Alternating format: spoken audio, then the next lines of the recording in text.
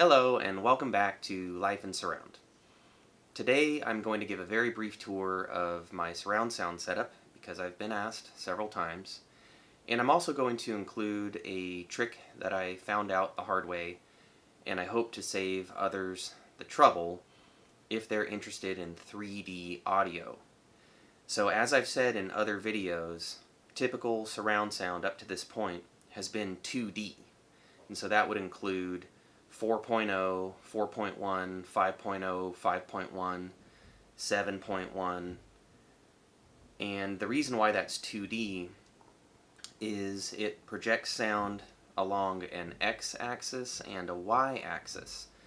So rather than leaving a mix anchored to the front wall of your listening room like stereo or mono do, surround sound does get the mix out into your room, that depth, so that's the y-axis, but 3D sound actually incorporates the z or the z-axis as well. I happen to be a pretty big fan of 3D sound. I have a growing collection of Auro-3D music and Atmos music, as well as some Atmos movies and concerts. I haven't really come across any source that has native DTS-X, so I'm not sure if that's mostly just like an upmix capability or if there actually are sources out there that are DTS-X. Maybe there are some movies or video games or something, but I certainly haven't come across any music albums mixed like that or any movies personally yet.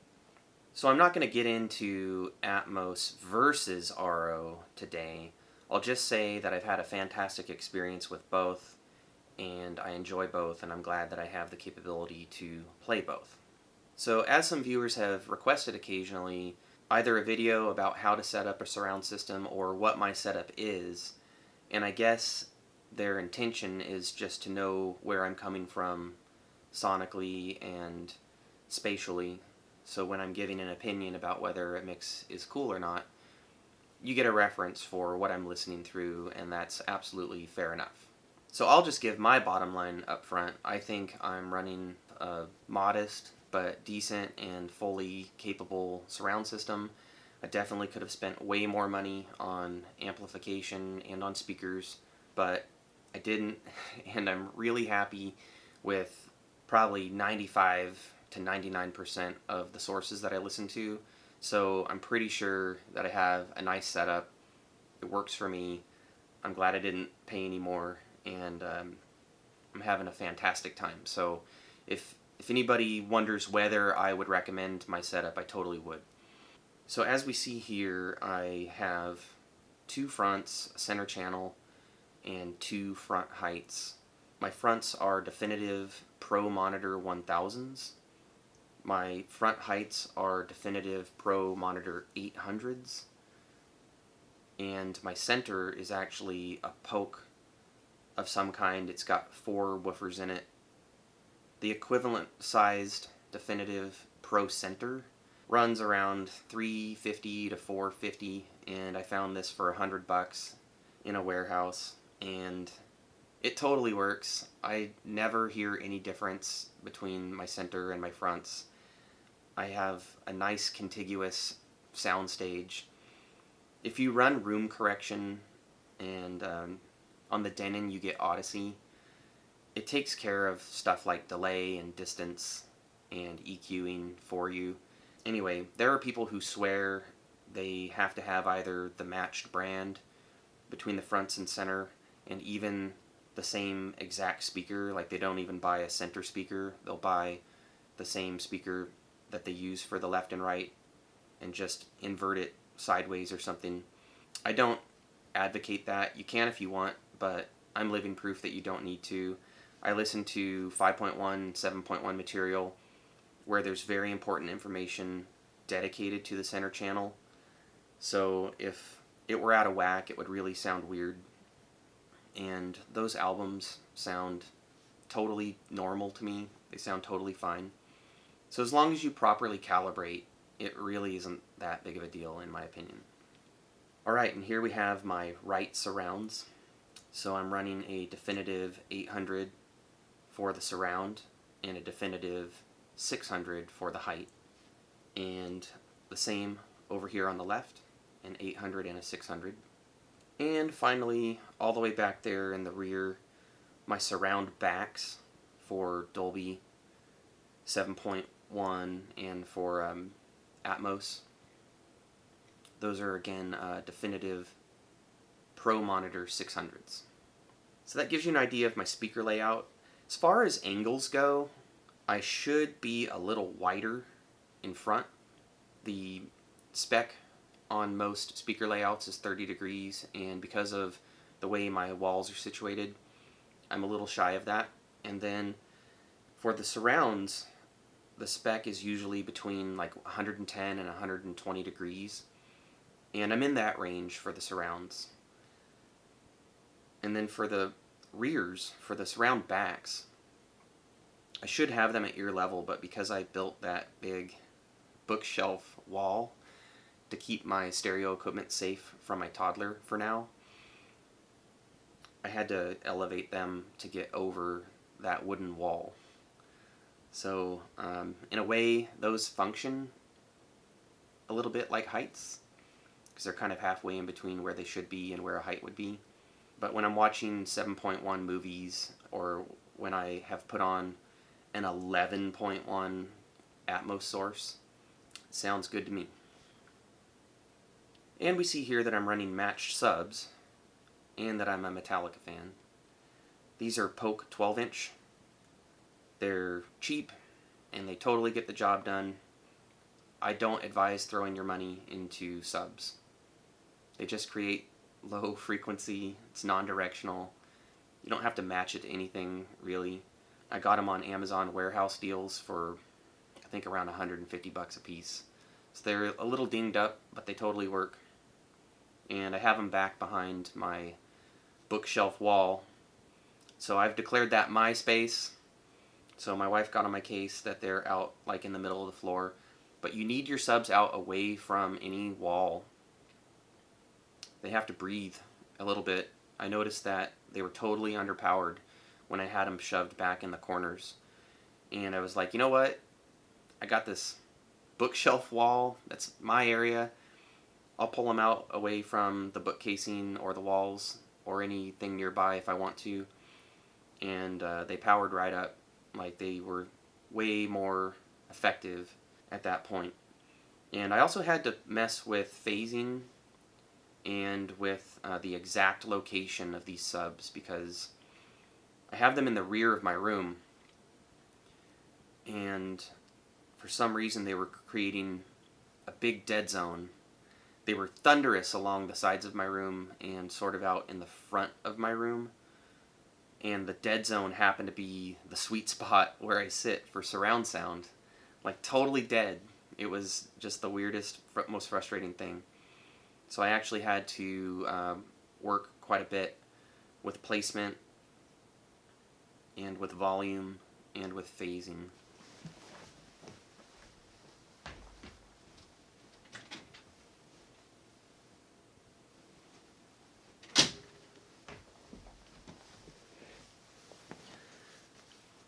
And I decided on out of phase for both. And I think that might be because they project somewhat like straight into the face of the fronts, and I also get a lot of bass content from the fronts. Most of us have an area, sometimes a very unforgiving small area, where you have to put your sub, and so, you know, I couldn't have my sub out where my toddler could get to it or where people will trip over it. So I'm glad that I found a solution that works for me. These subs are absolutely ample. I get super strong bass content. Couldn't be happier with the sound of this room right now. And here are my two main disc carriers, as well as file readers. The legendary, trustworthy OPPO BDP-103, to which I added a hardware hack through an engineer in the Santa Clara, California area. I think he's an ex-OPPO engineer. I bought this piece of hardware for like 50 bucks, and it plugs into a couple of ports in the back of the machine that I wasn't using anyway. You can open up the chassis, and he's given instructions about how you can like hardwire it a little better, but I just have it plugged into two available ports. And with some remote control buttons, I can switch between region A, B, C, or 1, 2, 3 if I have to. So I like that because I don't have to worry about when I'm shopping for discs if a disc comes from Germany or Australia or whatever. If it's the best price, I can go ahead and grab it because I know that OPPO can play it. It's a universal player, so it plays every format known to man, all the way from Dolby Surround CD, DTS CD, all the way up through Blu-ray audio, Atmos, Auro, all that. Has no problem. But it's also region-free because of the hardware hack. Now my Sony X800, I think it's a UBP X800, I bought that to take some pressure off of my OPPO because OPPO's going out of business. And so for American region products, I usually play it through the Sony. It is a universal player, so it covers the same formats that OPPO does. It just is not region free. So if I have something from Europe or other regions, I have to rely on the OPPO, so I'm glad it's still there. The other anomaly about the Sony is that for truly 4.0 content, it sometimes doesn't play the rears. You'll get only the fronts. And there is a trick when I play SACDs. If I go into setup, whether I change anything in setup or not, if I go into setup and then back out again, magically it picks up the rears for SACDs. Though that trick did not work on a Blu-ray today. Specifically Pink Floyd's Dark Side of the Moon Blu-ray that came with the immersion set. I wanted to compare the 5.1 mix and the 4.0 mix on the Blu-ray, and in order to play the 4.0, I eventually had to fire up the OPPO. More on Dark Side of the Moon soon. And finally, here we see my AVR. It's the Denon x6400H. I love this thing. I considered paying about twice as much for the 11-channel marantz, and I believe that the biggest upgrade you get in that regard is that the marantz has more amps per channel, and so you're going to get a cleaner, less noisy sound, less distortion. But I'm going to level with you. This Denon sounds freaking awesome. My mother's marantz, which is a 9-channel, has a little sweeter sound, and I'm happy about that because I'm down there all the time. I would say that this Denon has maybe just a slightly ever so slightly flatter sound, and I'm perfectly good with it. I thoroughly enjoy it, and I thoroughly enjoy the marantz, so I'm glad I get to have both in my life. So on to the little tip and trick that I have. I did eventually find out that this is covered in a video on YouTube already, so kudos to Technodad, I think his name is. He covered a 9-channel receiver, I think the Denon 4400, and so I'm going to cover the Denon 6400. I found out when listening to this title, Mass for Modern Man, that it advertised on the packaging Dolby Atmos 11.1 rather than 9.1. So I was fully expecting to pop this thing in and hear all 4 of my height speakers, plus the surround backs, plus the surrounds and everything up in front. To my chagrin, when I got up on my stepladder, I was not hearing my surround heights. I was hearing the surround backs like usual. I was hearing the front heights and everything else, but not the surround heights. The cool thing about this Mass for Modern Man is it's the first disc I've ever come across that actually has Atmos and Auro on the same disc. I don't know if they had to pay double for licensing or why they did this, but I'm sure glad they did, because I was able to compare the 2 different codecs of the same material. So this got me really soul-searching. Like, why am I not hearing all 11 of my speakers when the Dolby Atmos is advertised to be able to produce that? And through digging deeper into Denon's support, you do find that they cover Auro and Atmos compatibility, but they do it in a really roundabout way. And what they could have done would have been to call out way more clearly that if you want to have Auro and Atmos fully compatible, you must set your speaker configuration, your amp assignment, to tell the AVR that you have rear heights, not surround heights. Now, in reality, as you just saw, I have surround heights, and I had formerly told my receiver that that was the case. Auro loves that, and Atmos absolutely will not work with it. However, if you switch your amp assign over to rear heights, Auro will accept that gladly, and now Atmos will use all 4 heights, plus your surround backs.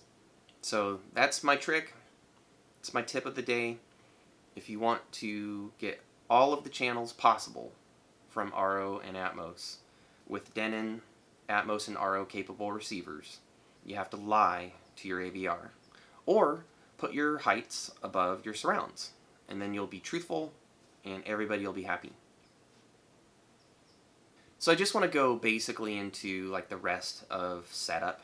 Not really comprehensively, but just to make a few comments. So you have Odyssey set up, and that's where you plug in the microphone, and it has you put the microphone in 8 different spots, and it plays all of these like very obnoxious sounds to get echo and reverb and EQ and everything.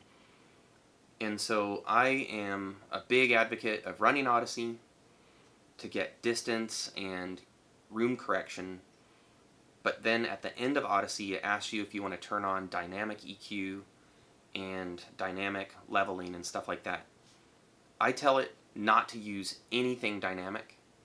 I tell it no on all of that, and I just use the room correction, and that is my magic sauce. I love the way this room sounds. I love the way my mom's room sounds, and I think that's the trick. Use Odyssey for what it's good at, and then turn off all the dynamic stuff. And then just moving forward with a little bit more configuration, you see that I have my speakers set to small so that my amp will send low bass information to my subs. And you see that I have told it I have 2 subwoofers. That's important. If you're running Auro and you want the voice of God speaker out in the middle of the room, you can't use 2 subs. You'll use the second sub port for that voice of God speaker. But my room is fairly modest sized, so I don't need the voice of God speaker, and I do, in fact, need the match subs, because I get way better bass than when I had one. And here we see that I let Odyssey do my distances for me. I think it's better than using a tape measure or even a laser like some people do. It's lazier at least. And I don't think Odyssey did an awesome job with my crossovers. Like, it chose different crossovers for the same size speaker. As you may have observed, my surround backs are the same size as my surround heights, and it had selected different crossovers for those. So I finagled this a little bit manually. And again, my room sounds fantastic to me, so take that for what it's worth. And here in the bass section, I've told the Denon that I want it to give me LFE plus information from my mains out of my sub, which is important because my main channels are pretty damn good speakers, but when you get down into those sub bass frequencies, they just can't handle it. And that's why we have subs. Alright, so I hope this video is helpful to those who are interested in Auro and Atmos and may have been confused like I was. And hopefully this video will save you some trouble and you'll set yourself up correctly right from the get-go, either putting your rear heights above your surround backs or lying to your AVR like I do because I have surround heights and telling it that I have rear heights. So I really hope that helps, and I look forward to getting back to simply reviewing favorite surround albums really soon, so stay tuned for that. If you like this video, please support the channel with a thumbs up. If you don't like this video, give me a thumbs down. And either way, leave comments. Tell me what you like, tell me what you don't. Ask me questions, give me your experience. I love reading comments and getting back to them when I can. Subscribe, ring the notification bell, share the video, tell your friends. Whatever you can do to support this channel helps me get information about surround music out there, and hopefully we can all enjoy this hobby together if you're into surround, and hopefully we can reach people who may not know that their favorite album exists in surround yet. They may have a home theater system set up to listen to movies, and so I'm looking to increase the enjoyment of this hobby for myself and for my current buddies, and to make new friends and new converts. So help me help the hobby. I appreciate all the support and encouragement I've received thus far. It has by far exceeded what my expectations were. So until next time, I'll just gently remind you, per usual, to live life in surround.